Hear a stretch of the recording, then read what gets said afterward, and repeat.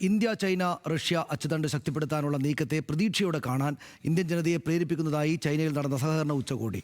Asian രാജ്യങ്ങളുടെ സുരക്ഷയും സാമ്പത്തിക സഹകരണവും ഉറപ്പുവരുത്താനും ഭീകരവാദത്തെ ചെറുക്കാനുമുള്ള ആഹ്വാനം വിജയം കണ്ടു.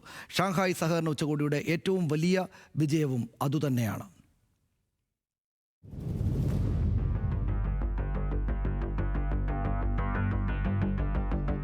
ഭീകരതയോടെ ഇരട്ടത്താപ്പ് പാടില്ലെന്ന് പഹൽഗാം ആക്രമണം എടുത്തുകാട്ടി ഇന്ത്യൻ പ്രധാനമന്ത്രിക്ക് അവതരിപ്പിക്കാനായതും ഉച്ചകോടിയിൽ ഇന്ത്യയുടെ നേട്ടമാണ്. SCO എന്ന ഷാങ്ഹായ് സഹകരണ കൂട്ടായ്മ ഉച്ചകോടിക്ക് പുതിയ വ്യാഖ്യാനം തന്നെ നൽകി പ്രധാനമന്ത്രി Narendra Modi. S for security, C four connectivity, O four opportunity.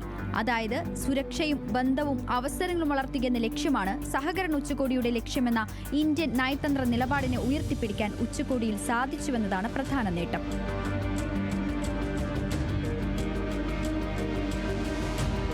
ലോകരാഷ്ട്ര തലവന്മാരും Pak പ്രധാനമന്ത്രി ഷഹബാസ് ഷെരീഫുമുള്ള വേദിയിൽ ഭീകരവാദത്തിനെതിരായ നിലപാട് പ്രഖ്യാപിക്കാനും പഹൽഗാം ഭീകരാക്രമണത്തെ പരാമർശിക്കാൻ സാധിച്ചതും ഇന്ത്യയുടെ വിജയമായി.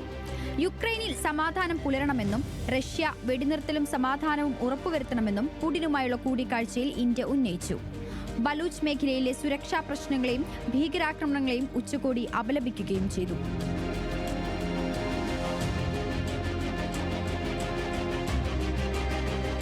ചൈനയുമായുള്ള അതിർത്തി സമാധാനം, സാമ്പത്തിക സഹകരണം എന്നിവയിൽ ദിശാമാറ്റം തന്നെ നൽകുന്നതായി ചൈനീസ് പ്രസിഡന്റ് ഷീ ജിൻപിങ്ങുമായുള്ള ഇന്ത്യൻ പ്രധാനമന്ത്രിയുടെ കൂടിക്കാഴ്ച.